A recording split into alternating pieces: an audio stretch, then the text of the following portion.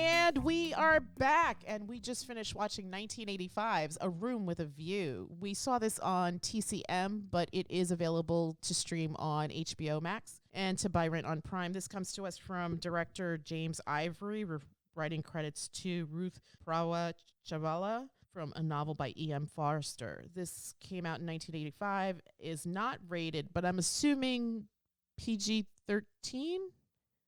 I mean, you have that probably sequence in the pond, but there's a lot of butts and penises flopping around. So. Yeah, I mean, whatever. It's just body parts. People need to relax. This is an hour and 57 minutes, and we are welcoming the lovely Angie again to help us review this sumptuous, gorgeous, romantic story. Hey, Angie. Hello. Thank you for having me. Thank you for coming back. Okay, so I'm going to start. So I'd actually seen this in the theater. I did not see it with a date. I saw it with like 3 other girls. This came out in the spring of 85, I believe, because I remember a members only jacket. And I remember just being swept up in this gorgeous beauty. And I think one of my takeaways as a young person was, I really need to travel. There is so much world to see. And I think James Ivory does a really great job of almost making this like a mouth-watering snack kind of situation. It's not an hour and 57 seems like a lot, but I don't think it is. I felt like the film moved fairly quickly from start to finish, and there's a lot to unpack here. Can I start with you? You've never seen this before, right? No, this is the first time I've ever seen it. What are your first impressions of it? Well, having never seen it, but having heard of the reputation of Merchant Ivory as sort of these like very serious period pieces with kind of like repressed romances and whatnot, it met those expectations. Mm-hmm. And on a personal note, I could see why I've never had a desire to watch a Merchant Ivory movie. Too many frogs? I'll be honest, there were large segments of this film where I found it to be just paralytically dull. I was bored out of my mind through most of this movie. Oh, okay. But you saw the documentary with me. Yes, I did. Yes. You liked that? The documentary I liked in that it showed how they made these movies, and that to me that's fascinating, just like the shenanigans that would occur in the back, basically just lying to people and saying, yeah, sure, we got the money. Yeah. Don't worry about it. Yeah. And the fact that Ismail Merchant, he was a merchant, that he was just such a charmer. And he could have been a politician. Absolutely. He would just finagle and charm and cajole and just get people on board, even when it was like, they kind of knew that there was nothing backing the film. There was no money. Yeah. But he did it anyway. And the product, I'm not going to lie, it's a beautiful movie. Mm-hmm. Everything looks just spot on perfect. There's not a misplaced Starbucks coffee cup in sight. It's their attention to detail is just magnificent. Yeah. And the way it's directed, the way they show the difference between Italy and the English countryside, mm-hmm. the difference in the colors, the difference in just the way the shots are staged and framed. Really great attention to detail. The costuming. I just didn't really, I don't know, the romance never clicked with me. Maybe they were a bit too repressed for for me to get on board. Okay. I found Daniel Day-Lewis's performance hilarious. I think it's supposed to be. Yeah, he was it's amped so up for sure. English that it was like he came out of a Monty Python sketch. Yeah. He was so repressed, the way everybody's like playing, I guess it was tennis, and he's just like walking around with like just a rod up his ass, holding that book and reading it.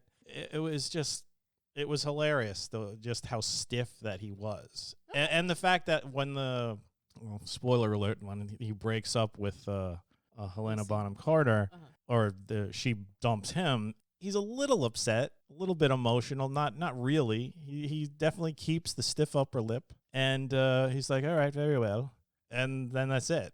There's no blowout or why is this happening? Yeah. There's none of that No. that you'd expect in some sort of romantic drama where there's 3 parties involved. Right. It was just sort of like, well, I guess this business arrangement has failed.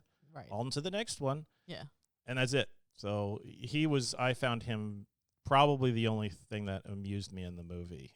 Okay. Everything else was kind of stiff. Julian Sands' character was kind of strange to me. He, I don't know, but the way he behaved, he was definitely different than everybody else in this movie. And I think that was like kind of the point, because he was supposed to be the more wild and impulsive. He was that sort of aspect of humanity, somebody that's not going to be beholden to the rigid conformity of English society at this particular point in time. He was just sort of like running through the fields screaming and laughing. Yeah. Whereas everybody else is, is there a towel I could sit on? Okay. That's interesting, the male point of view. And also, I think you might have been 12 when this came out. So, I mean, it definitely was not geared towards me. no. Yeah. I'm surprised your mom didn't drag you to this. That is a bit of a shock that Yeah. my mom didn't drag me to this, but I mean, there was probably something else out that she dragged me to. Yeah. Yeah. All right. Angie, had you ever seen this movie before? I think, like you, I saw it when it originally released in the movie theaters. I probably was taken with my parents since I was still in high school at the time. But I remember all the buzz about it. And I remember it being, as you all shared, known for the tense romance and beautiful period piece. And absolutely, I thought that, like you said, everything was immaculate in the filming and scenery, and just exploring Italy even through it was fun. However, what I thought was fascinating is I couldn't remember the storyline from when I saw it as a young person. I only remembered the unattainable love part, and I remember thinking, what was the room and the view all about? So it actually, when I watched it again, I did find a couple things. One, I kept thinking, does this movie stand the test of time? And then, as I might have felt similar to Ray, that it kind of goes boring in a few places. And then also, I feel like scenes jump in and jump out that didn't quite make full sense, like the gentleman being killed in the courtyard, and then the boys swimming in the bath. Yeah. With absolutely no regard to anyone walking by. Yes. There were scenes that I was like, this feels a little disjointed. But all in all, then I started looking at it with a different lens, and I started thinking how fascinating the masculine and feminine roles in this movie were. Yes. And would that stand the test of time today? No. And then additionally, I think my favorite part was Mr. Emerson kind of being the Jedi master overall of everybody. Yes, yes. And yes, unpolished and uncouth, all the things. But his opening statement at the table scene was my favorite. And then the words on the furniture. So I kind of just started pulling out little tidbits of, wow, that was probably pretty powerful at that time to have done that. And then to have connected the dots of the author that was traveling in Italy and the book that he's reading was probably pretty forward thinking at that time in releasing that film. Agreed. I think, well, so a couple of things. I agree with everybody. There were points where it's just, there's not much going on. And it's funny because when I was watching this, because originally my thought was to watch this with my kids, but my kids would have either gotten up in a rage and or fallen asleep. And so I'm glad I didn't do this. I'm glad I did this with adults only. I can see that. I definitely, as a younger person, right, in the 80s, I think you're looking at it differently, and especially as girls, as young women, right? Because we've been fed this line about romance, the prince, knight in shining armors, and stuff like that. So when you're that young, I guess the throes of passion or first love are just so all-consuming and magnified because there's no precedence, right? So everything is larger than life. I still vividly remember my first kiss. I still vividly remember my first heartbreak. So I think in that lens, to your point, it resonates differently. I don't know that this particular version of the Forster tale would translate to 2025 audiences. I think they'd have to definitely work on that script and make it a little bit more meaty. But I think for 1985, I think it's a simpler time. And I understood the power of it back then as a young woman, as a young girl, because I wasn't a woman, as a young girl, sort of becoming awakened to the possibility of coupledom, I guess. And I think that, to your point about George, I think that he's purposely created that way because I think in the core of this story, there's a lot going on here, I feel like. Yes, there's a romance, but we're also talking about the class systems, right? Because England represents old society, especially these people. They're born in money. They only travel within their own class system. They have a certain way of doing things. They have a certain way of living. You've mentioned it before, like marriage is not for love. It's almost a transaction, right? It's Lucy's being married off to the best family, in this case, Cecil Vyse's family. And so there's also this social etiquette and norms that are practiced that obviously, I mean, we would laugh at or just be horrified if we found ourselves in that situation in the modern era. However, if this is what you're grown into, this is all you know. And I especially, so there's that social commentary, but also to Angie's point, just men and women and the gender roles in this society. Cecil represents the norm, British, aristocrat, educated, snobbish, from a well-to-do family. And then you see somebody like Charlotte, her Aunt Charlotte, who's basically lived half a life because she's encumbered by these societal rules. She's never let her hair down in public. She's never been out on a street uncoiffed and undressed for the day. So I thought while I was watching this, and I think with experience now, and again, as the mother of daughters, right, I think that one of the things about storytelling is that you could really lose yourself in it. And so when I'm watching this, I'm wondering like, oh, what would my life have been like if I had lived at this time? What would my kids' life have been like if we'd lived at this time? And so that's the lens that I'm watching the film in 2025. I think as a young girl in 1985, I'm just looking at it as, oh my gosh, I'm not really into blondes, but this Julian Sands is blowing my mind. And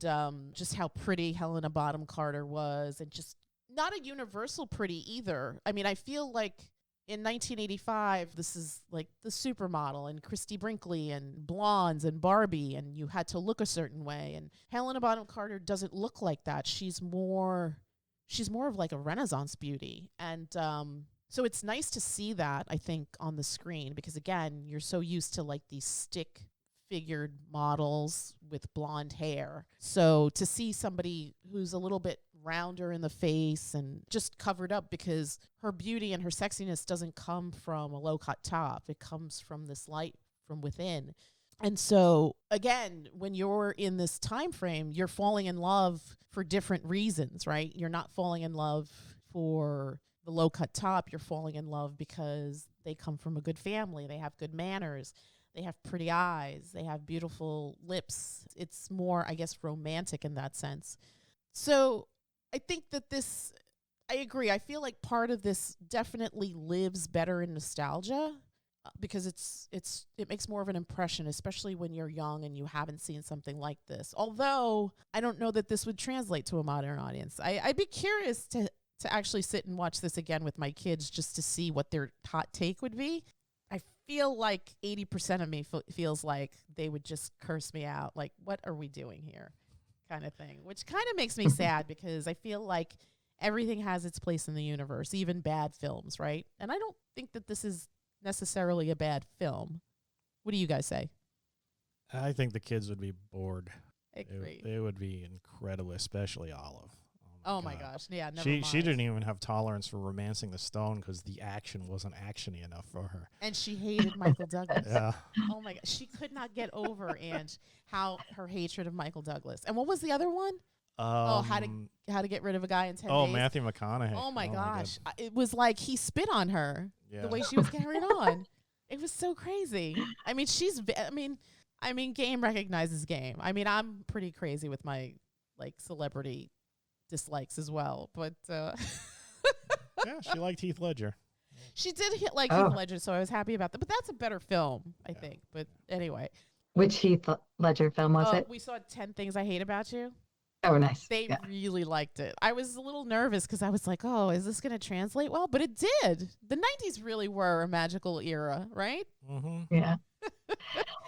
Well, and as I was watching, I kept thinking, what would our kids do with all this time and nothing to do but read, play tennis, tickle each other in the yard, which I also thought was fascinating. Yeah. Like, okay, is this really how we spent our time? I don't know, but it was interesting to sit and think, what would we do if tetherball and tennis and reading were the only things our children were growing up doing? It would be fascinating. I would love to know that. I mean, I don't think we can go back now, unfortunately, but I think if we could do it all again, I think I would have done things differently. What do you say, Ray?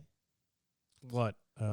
If all I could do is read and... Well, no, just us as parents. Oh, us as parents? Oh, Yeah. if I could do it again, I would let the kids watch television or or use phones or anything until they were probably this age. Yeah.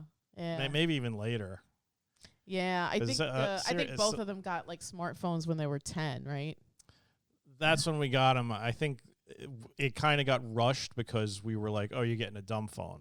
And they had the dumb phone for a while, but then they lost it. Right. And then we Well, I think that was G. I think Olive just immediately got the smartphone because she inherited G's old phone. Yeah. Yeah. So she always had a computer in her pocket, whereas G had the flip phone that she had to press multiple times just to text somebody. Yeah, I don't even think she bothered with that. No. It's so unfun to use, you just don't even use it. Yeah, yeah. But once she got the smartphone, she lives in there. Yeah. And now it's like pulling teeth just to get them to think of something creative. Yeah. Well, and as you looked at each and every scene, I did. I kept envisioning my kids and their circle of friends and what would this look like? Yeah. And then the clothing, the sheer volume of heavy, hot clothing. And I can't imagine living back then. No wonder people died early. And isn't it like all made out of wool too? Yes, I think so. Ugh. And all to go for a picnic out. Yeah. I mean, even if you're going swimming, like women, right? Like the swim costumes of the back in the day were just ridiculous. It was like wearing just regular clothes. I also kind of briefly want to touch on the transformative power of travel. I think another big case that James Ivory makes in this film is how and I think I've said this to my kids too numerous times, when you realize that there's more to the world than just your four corners that you live in, it really is transformative because you get a sense of the world and people that you don't when you're just stuck within the same neighborhood or within the same block where you live, because everything's so homogenized, right? But once you travel, right, you have more of a global feel. You can develop compassion and empathy because these are people just like you, right? But they're just a little bit different. You know, their cuisine is a little spicier. The way they talk with their hands all the time is a little different, right? But they're still people. Where they suddenly stab each other in the middle of a plaza. Plaza, yes. Over God knows what, right? It's like, yeah, I mean, they could have shown how, like, Italians are passionate people in so many different ways, but it was like stabbing. Just stabbing in the plaza. Well, I think, okay, so I've never read the novel because who has time anymore?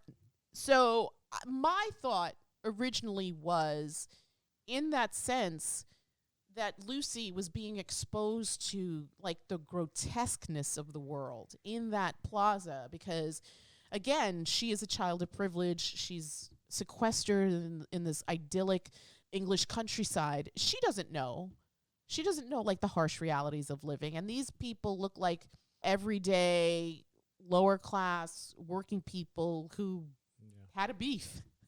who had a, I mean, and you never know. Like that guy could have died probably because medicine back then didn't was. he?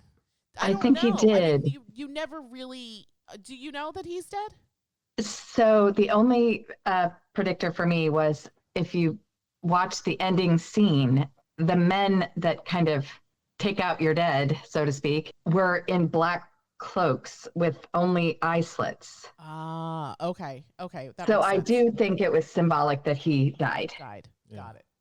And was the guy who stabbed him like all crying and At Yes. the end too, which was Yes. weird. Because was he crying because he felt bad, or was he crying because he was going? He was going to jail. I got the impression that this was some sort of like family dispute, and it's like, oh, they're so passionate, and then he just stabbed him, and then immediately regretted murdering his cousin or his brother. Or Yeah, something. I mean that makes sense too. I mean, again, I've never read the Foster novel. I probably should, but yeah, it's probably never gonna happen. But yeah, I think that scene was supposed to be symbolic of that, just thrusting Lucy into this and again, she's in this country where she doesn't know the language. She's a foreigner. She's by herself. I was surprised that Charlotte wasn't there with her, and George just happens to be there to grab her as she's fainting because, again, this is not the life that she's accustomed to. It's very loud. It's very noisy. And I guess this part of Italy, it's like being in a major city, right? Because it's just loud and yeah, in I your mean, face. the difference in where she was from to this place, because this place was just like everything was just huge stone archways and plazas, and everything was just like completely open, like that where that guy got stabbed. That it was like a town square. It was huge. Mm-hmm. Yeah. And then you go where she's from, and there's just green everywhere. Right. There's this house in the middle of nowhere. This house, everything's covered with ivy. The staircase where George kisses her. It reminded me of like that gif of Homer disappearing into the bush. Yes. Yes. It was just so much greenery all over the place. Yeah. And even when they're in the inside the house, there's just like books everywhere, just like lines and lines and lines of books. Right. When you look out the window, all you see is like the garden. Whereas when you look out the windows in Italy, it's just there's a river and crowds and noise, giant churches and whatnot. Yeah. It was like way more open. Whereas in England, it's lovely, but it's more sequestered. I think you just used that word, that she was like more sequestered, more reined in. Right. Whereas in Italy, she's exposed to this sort of like open life where people are more expressive and things are just crazier. Yeah. And I think there's a duality to that, right? Because not only is she sequestered in her living arrangement, society dictates that she needs to act a certain way, that she has to follow a certain path. Yeah. I think there's a reason why Aunt Charlotte isn't married, because she's lived her life through the lens of expectation, whereas at the end, Lucy makes a conscious choice to follow her heart and be with someone that she loves, as opposed to the expectation of being married into a good family. Yeah. And I love how when she breaks off with Cecil, she basically throws all the arguments that George gave her into his face. Yeah, it was like that one little conversation that happened probably like 5 minutes beforehand in the movie's time, in the movie. She's like, no, that's not true. And then immediately just regurgitates it almost line for line to Cecil. Yes. I thought that was great too, that she used George's words to basically tell Cecil, no, this isn't going anywhere. Thanks for playing the game, but be on your way, kind of thing. Yeah.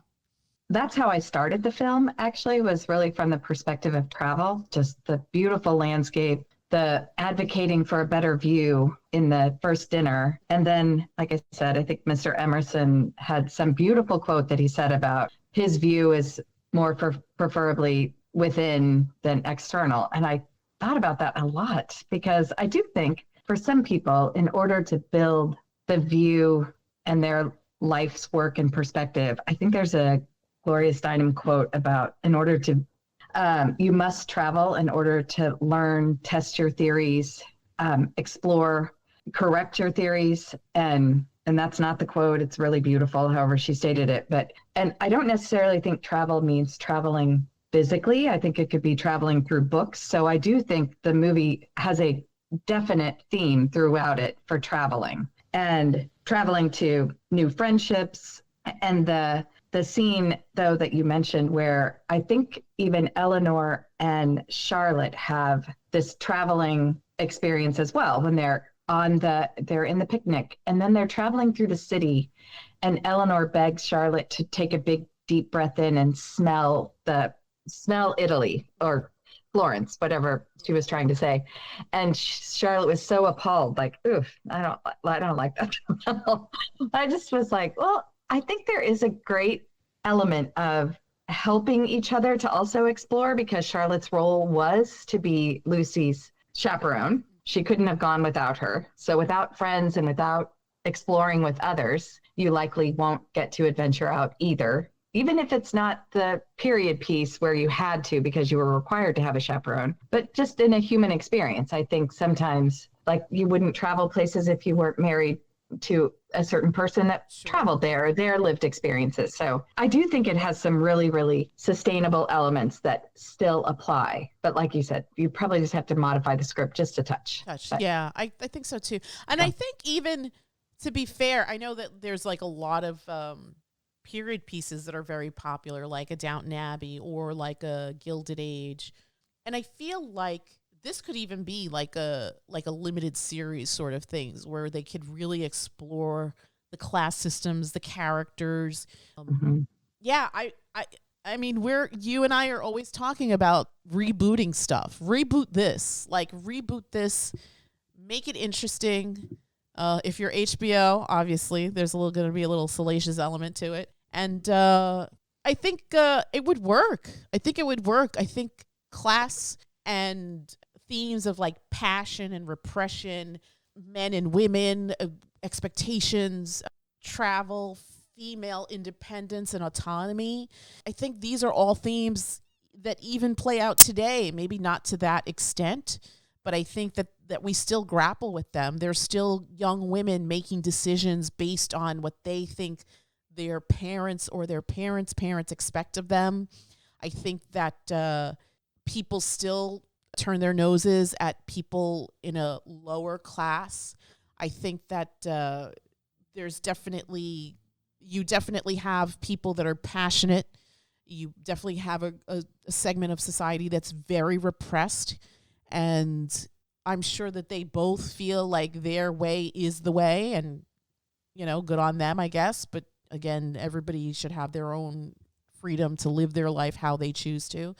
And, yeah, I mean, I think that I guess we haven't really come very far to some extent.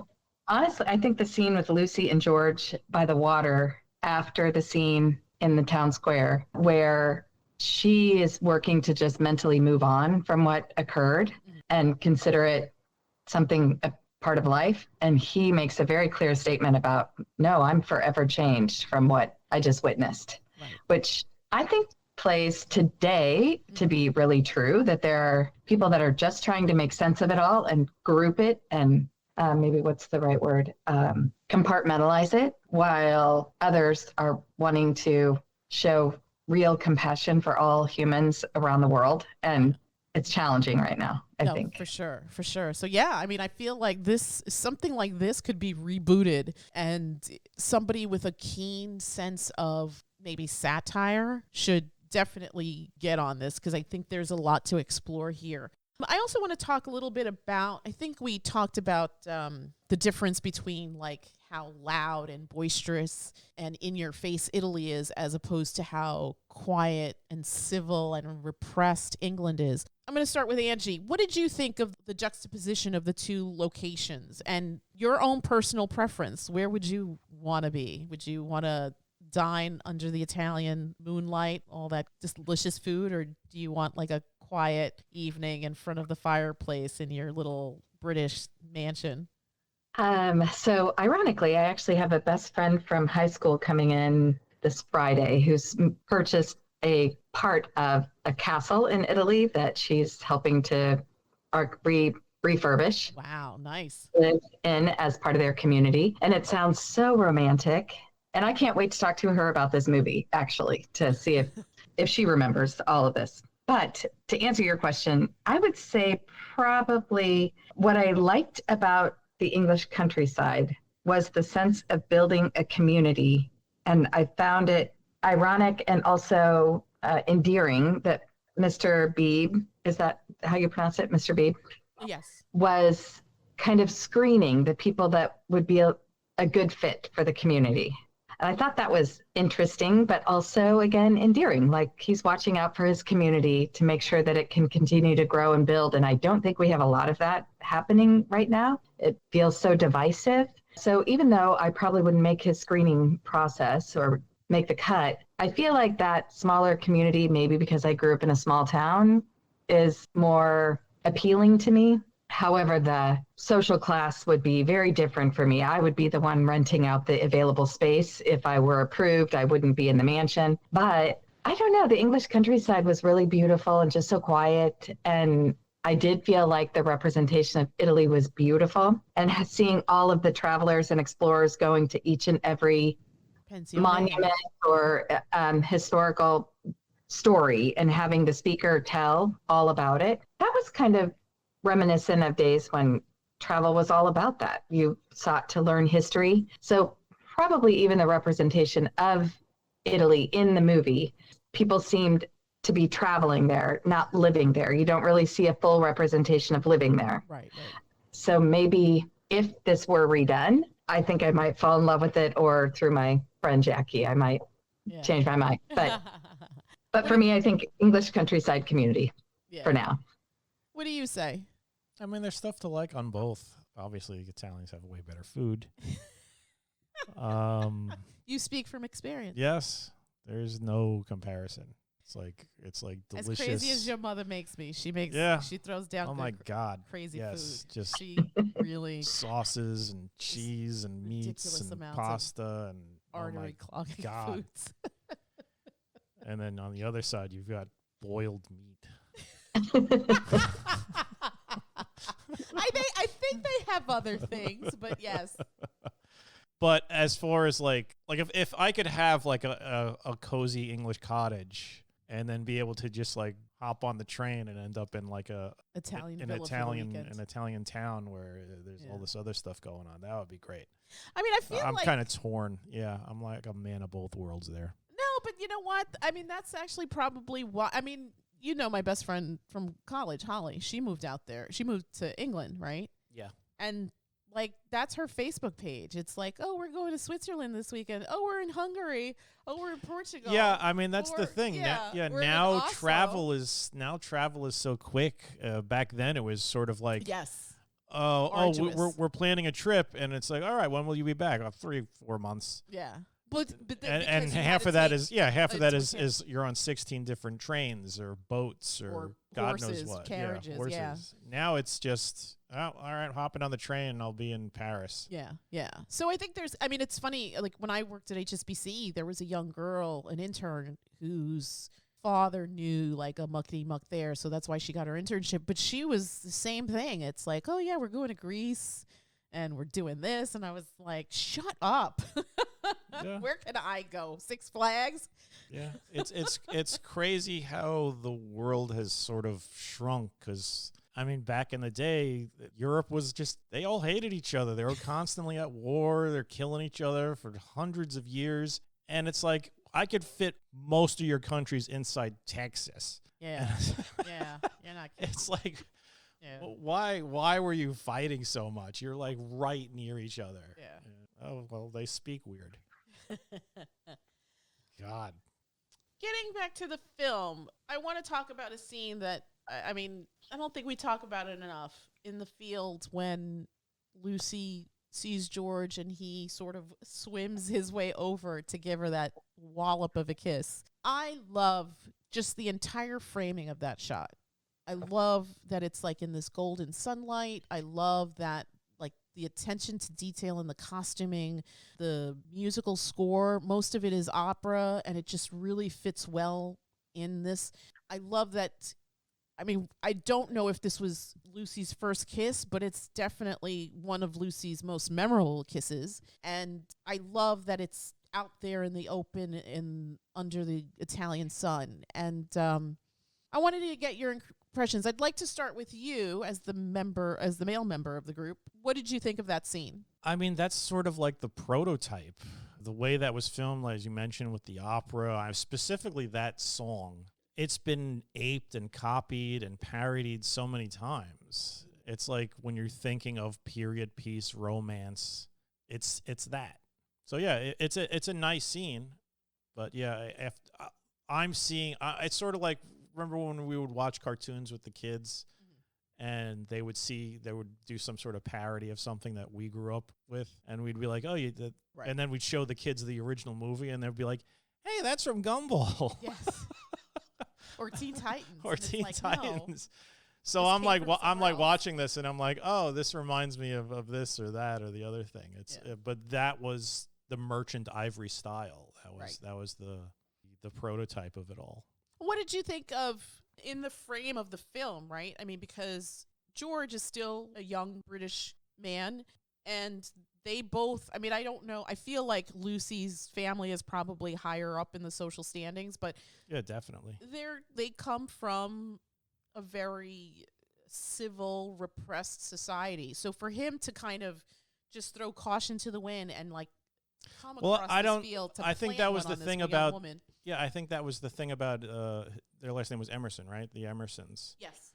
They didn't give a crap about any of that. Right. The dad didn't give a crap about any of that, and George absolutely did not give a crap about any of that. And that's why, like I mentioned before, he's like running through the fields, he's climbing trees, he's laughing, and he's by himself doing all this stuff. And that wasn't something that you did. You were the Cecil Vyse of the world if you were from England. Right, that was more the norm. And Cecil Vyse, it's the funniest name. It's like Dickensian. It's basically sounds like Squeaky Vice. Yeah. Something that holds something rigid and firm. But that's how society was. But yeah, Cecil was the living embodiment of just rigidness. Right. And then you have George, and he is just like a big sloppy dog.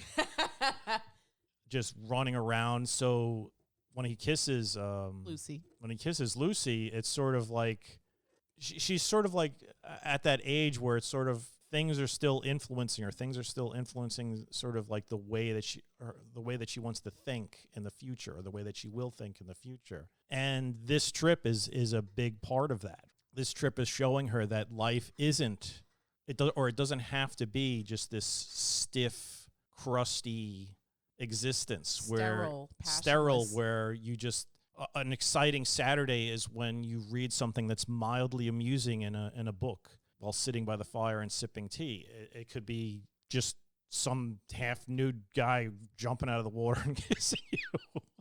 It could be anything. And yeah, George is like the living embodiment of that could happen. That could be something that us English folk can engage in as well. It's not just these wild, crazy, stabby Italians. I don't have to be this way, and she's fighting it. She does it. It's like alien to her. Right.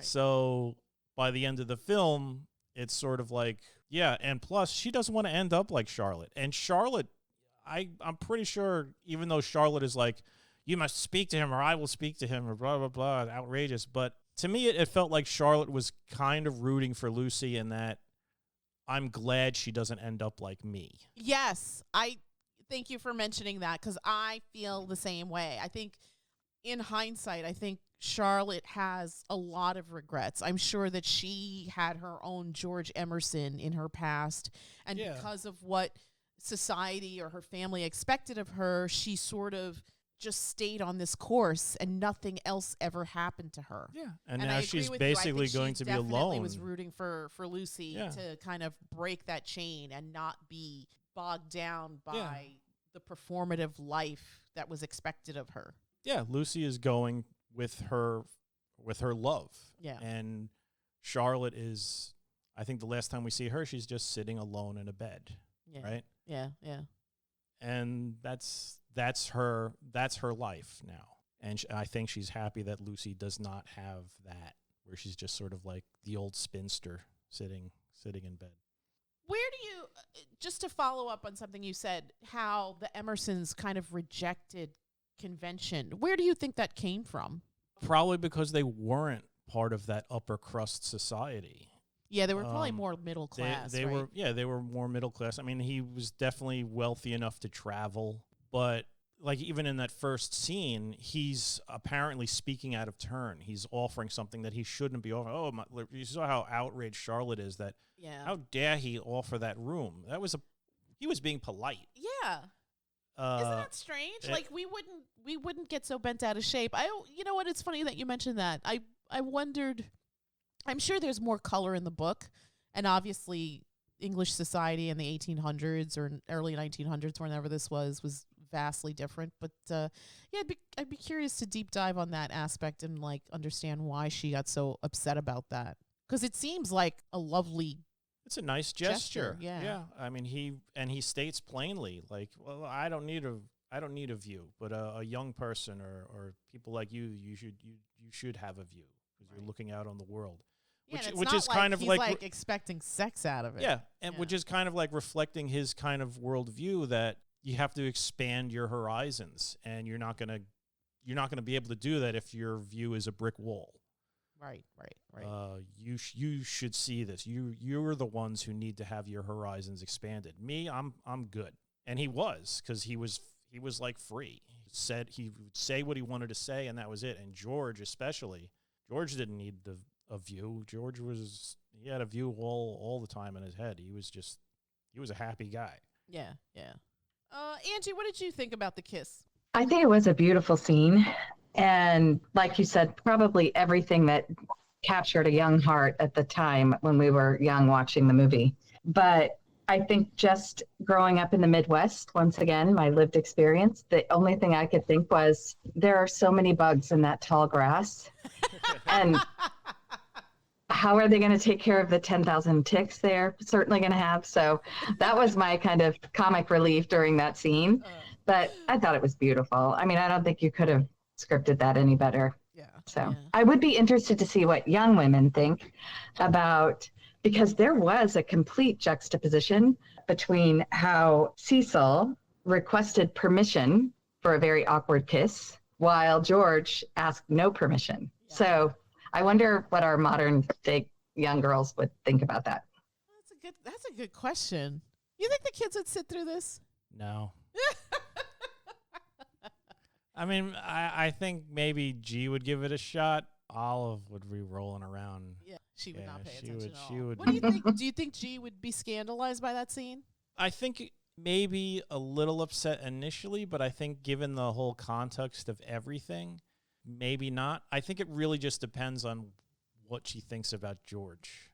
If she hates George, then he's done. He's done. He's cooked, exactly. Yeah. But if George, I guess, wins her opinion over, then maybe not. Yeah. Plus, you got to think George or Cecil. Which one is the better choice? Yeah. So I think George may get some points in that direction. And too, yeah, because he's not a fuddy-duddy. He's definitely living off the seat, like flying off the seat of his pants. Yeah, I think they would view Cecil as the bad guy. Yes, and George, and he's not. I feel bad for Cecil, but he's just a product of the time. Exactly. Yeah, you know what I mean? He is so tightly wound. He is the epitome of stereotypical British society. Like Victorian era British society. At the end, Lucy has her happily ever after. Did you see that coming? Me? Yeah. I would hope that it happened, because after all of that. So yeah, I'm glad she got it. But like I said, I didn't really find this film that interesting. To me, I don't know. I feel like the whole thing with she's going to marry Cecil, and then George gives her the speech, and then she basically repeats the speech to Cecil, and then that's it. And then it's like she's also sort of denying the fact that she doesn't want George to know, because she doesn't want anybody to think that, oh, she's leaving Cecil for George, even though, yeah, she is. She's basically lying to herself. But a lot of that happens so quickly that to me, it just didn't feel that earned. Fair. And interesting. I think that was kind of one of the shortcomings of the film for me, was that I never really got the sense that there was this amazing love affair between the two, because I don't know, they didn't really talk that much. And there was the kiss, and then the absence, and then suddenly she's engaged. And it's like, if George and his dad didn't show up in that town, nothing would have come of it. Well, that's another thing, kind of to Angie's point. Like, Mr. Beebe sort of orchestrates George and his dad to kind of move into the neighborhood.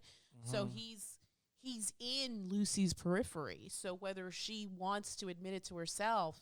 But was Mr. Beebe on the trip with them? Yeah, it was Simon. What's his name? Simon Gallo. That actor. You've seen him and stuff. He's like one of those characters. I just forget if he was on the trip with them, the initial trip. Yes. He was like there? The vicar. Yeah. That guy. Okay. So yeah, I guess he would have. He wasn't the uptight vicar. He was like the younger. No. He's the guy. He joins in on the nude frolicking. Yes. That scene. Oh. Yeah, how would that play? Hey, let's all go nude frolicking with our vicar, our priest. Well, initially it was just George and Lucy's little brother, right? But then and then he just like goes, "Hey, I'm naked too." Yes. Yeah.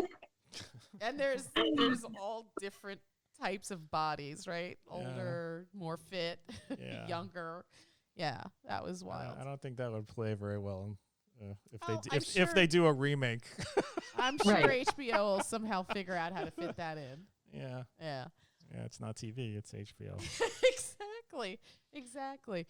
But it's interesting because the scene where he basically says, like, this is it. I mean, it's going to happen or it's not going to happen. And she tells him adamantly no. Yeah.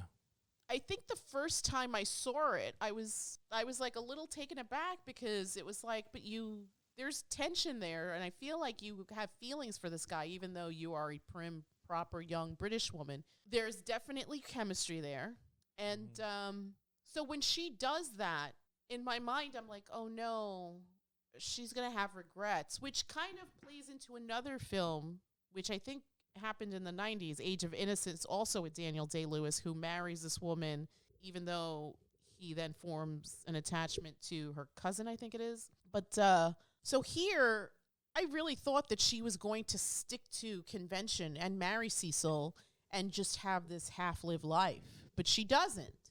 And so I found that very interesting. So when the end sequence happens, it's satisfying, right?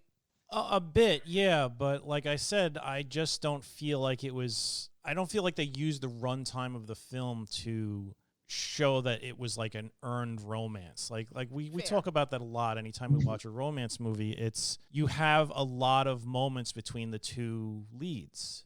And those moments, it has to be more than just, you're cute and I'm cute and let's get together. It's got to be more than that. But to be fair, prior to the 50s, I think that's the way it operated. True, but it's still not really 100% satisfying for me as somebody who doesn't live in Victorian England. I would have liked to have seen more, I guess, discussion between the two, or more, I don't know, more charm from either of them. You get the impression, I mean, for Lucy, it's a lot of her personality is just completely repressed by society. Right. George, you get the impression, he's a free spirit. Right. I didn't get how those two meeting, like how that chemistry connected.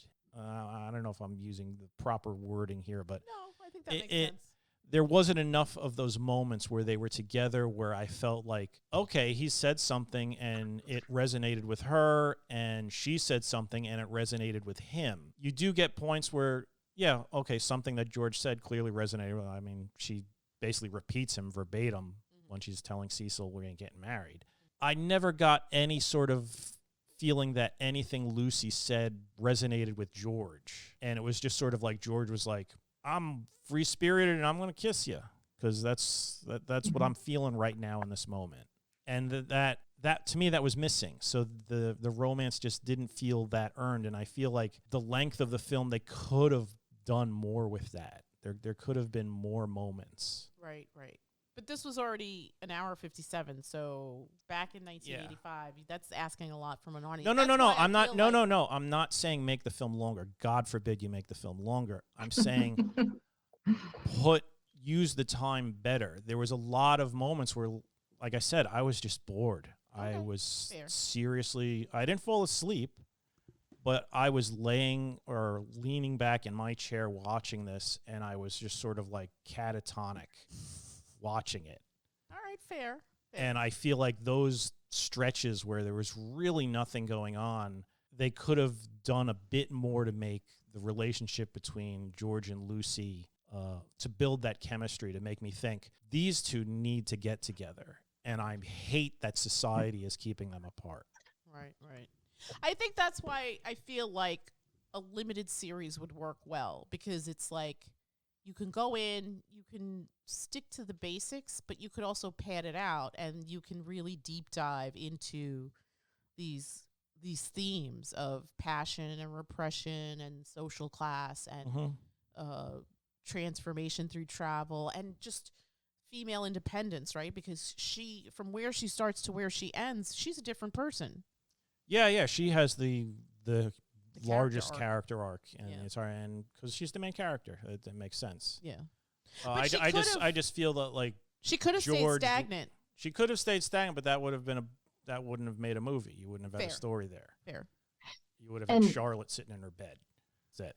Even to maybe add to that sentiment about the character development or the love affair development, I know it was very kind of the Captain Obvious quotes that they've placed throughout, and at each scene are going to tell you ahead of time what's about to happen. But the quote on the furniture, mistrust all enterprise that requires new clothes. I found that, like, yes, definitely interestingly placed and written on nice furniture, but the comments to Mr. Beebe and Freddie when they see the furniture, implying that it must be old, or they just must have had to carry that with them for some reason. And yet I actually think it plays a big role in it, because you see, for Cecil's role, you see times when he is trying to put her in new clothes, like playing Beethoven instead of her choice at the evening event. Right. So I think that is solidified. You can see where that love affair is going to require her to wear new clothes and possibly put away some of the clothes that she really would rather wear or express herself with. But I don't think the development of how does being with George keep her from requiring new clothes. I don't think they answer that fully. You see the passion, yes, but you don't really see that developed, as in where she really very clearly must be with him, or her soul will never be right in this life kind of thing. You don't really walk away with that from my perspective. I agree. What do you say? Yeah, exactly. I just didn't feel that sort of they need to be together. It just felt, like I said, I feel like they could have used the runtime to build upon that relationship rather than just sort of like load it all up at the end. It didn't feel earned to me. It also could be just how, and again, we don't know, right? I haven't read the novel, so I don't know. And we don't know what happens after that final shot in the movie, right? But it also could be maybe this was just the madness in their passion speaking to each other, right? And just in that moment, they were so consumed with this, because they clearly don't have sex, because that's not what you do, especially like a young, educated woman of the class at this time. She's not having extramarital sex, but she is having these overwhelming feelings for George that are diverting her from her expected course to a new way of living. And I feel like, again, this is all speculation, right? Because we don't know, but it could be that they have this relationship that's very much a give and take, where not one overpowers the other, where they both freely contribute and freely get to express their ideas and stuff. When I see George, I don't see him being controlling like Cecil will possibly be. I don't see him being petty and vindictive and silly. And I think at some point if she had stayed with Cecil, he would have cheated on her. He would have treated her badly. He would have ignored her. He would have talked down to her. He would have judged her. She basically would have been property. Exactly. Whereas with George, she is his equal. She is like his wife. Just by George's personality, he was open to pretty much everything, and that was like displayed in him just from frame one. Just laughing in the fields and whatnot. So he would like to know what Lucy thinks. Right. And he is willing to be changed by what Lucy thinks. If he agrees with it or not, he's willing to listen. And I think that's why, obviously, that's the better pairing. Sure. I just feel like they could have built that chemistry up more. Okay, fair enough. I mean, I feel like The Gilded Age is doing well for HBO, so if they want to go back into that well of pretty frocks and period pieces, they can absolutely reboot A Room with a View, originally written by E.M. Forster, who I think also takes a jab at society and social norms and gender politics and stuff of the time. Yeah, it would be interesting to see, or even see if something like this could be translated to modern day. It doesn't necessarily have to be in that time period. I think a lot of the themes within this film, again, you could talk about them now. I mean, I think there's certain cultures that still have expectations for their young people, and there are young people right now. I see them a lot in my analyst program. Just they come from certain cultures, and their families and their community expects certain things from them. So I'd be curious to see if this could be translated to a modern setting and how that would play out. Any parting thoughts, Angie? Oh, like you, I feel like it had a great mix of travel, literature, interesting characters, and then a little splash of Little Women in there, I felt like, because she wasn't obligated to stay with her path, which I thought was lovely. And it would be fun to see a redo of some sort, because I just think it has such exceptional themes of how to go out and explore the world with people you trust, and then also learn how to navigate the people maybe you shouldn't be trusting or giving too much of your lifetime with. So that's great. Yeah, I loved it. Yeah. All right. I'm going to start with you, Angie. A scale of 1 to 10, what would you give this film? I'm going to say a 6, because even though it may not have stood the test of time for our kids to be able to witness and watch it, for the themes alone, I'm going to give it a 6. All right, fair. What do you say? I'd probably give it like a 5. Terrible. No, it's that's just kidding. I'm kidding. That's for a film that had. I feel like that's generous for you. Yes, for a film that had that as many boring bits to it, I agree. The themes were handled in an interesting way. It was lovely to look at.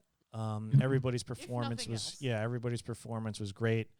It's just not for me. And I really feel like the romance wasn't earned. They could have used more of the runtime to just make those characters, like, make you want them to be together. By the time it was all done, I was just like, okay, yeah, Lucy needs to be with George, but it's sort of like, honestly, I could have felt Lucy could have been with anybody but Cecil at that point. Right. Okay, fair enough. I'm going to give this a 7. I think 1985 me would have probably given it an 8 or a 9. I think I was very enthralled with this. Again, as a young person just coming into their hormones and whatnot, seeing Julian Sands just swim across this field to give this chick like the kiss of a lifetime, and then Julian Sands' son's clothing in the little watering hole. I think that definitely got my younger self in a tizzy. I think 2025 me sees this with, I'm not gonna lie, rose-colored glasses. I think the consummate romantic in me loves this. I think the woman in me finds it very endearing and charming because there's such an innocence throughout this. I think it's, to everybody's point, it's beautifully shot. It's beautifully photographed. It's, the attention to detailing on the costuming is without equal. I think all the performances are great, whether it's Maggie Smith in her restricted, subdued way, or Helena Bonham Carter just metamorphosing like this butterfly into her final act. I think it all works well. I do like that. I'm sure Forster's novel is more of a class study, whereas Ivory like enmeshes himself in the emotional aspect of the film. I mean, I think that there's little jabs of social commentary, but you're not bludgeoned over the head with it. I think they're very subtle. I think if you're looking for them, you'll find them. But I think the overall piece is a young woman coming into her own and the first blush of love and romance and passion in her life. And yeah, I think it really works for me. I think I'll give it a 7, but I think that I would be curious, to everybody's point, to see either a reboot of this particular property in a limited series where you can be more in depth with the themes, or translate it to a modern setting, because I think young people, I think this is all themes that even in Forster's day translate to now. And I think that young people still find themselves trying to figure out what their passions are. I think, we're talking about social media and being bombarded with technology to the point where we're almost crippling our young people and their ability to communicate effectively with each other. I mean, they can tap on their phones and their screens all day long, but to have a conversation with somebody in an elevator, to say hello to a neighbor, to just wave at somebody, it's just, it feels like a dying art form. And Angie mentioning just the vast loveliness of being unencumbered by devices and just soaking in the sun and just enjoying that. What a gift. My God, what a gift. So yeah, I'd love to see this rebooted. I think that this is ripe for it. It's obviously in the public domain, HBO. I'm looking at you. You got the money for it, so get on it. And again, we watched 1985's A Room with a View. It's currently streaming on HBO Max, but also to buy rent on Prime, from director James Ivory, from the novel by E.M Forster, with screenplay credit and Oscar to Ruth Prawer Jhabvala. Yeah, this lost Best Oscar to Platoon, which is also a fantastic film. But yeah, I could see why this was mesmerizing for a lot of people. I think there's a gentle beauty and romanticism to it. All right. Again, we'd encourage everyone to like, share, and subscribe. And a big thank you and shout out to Miss Angie. It's always a treat to see you, my friend, and chat about films. Thank you so much for your time today and for deep diving with us on this, I guess, classic film. Yeah. Yeah. It's crazy. Every minute of it. Mm-hmm. Thank you, my friends. And with that, we will bid you all a good night. Good night. Good night.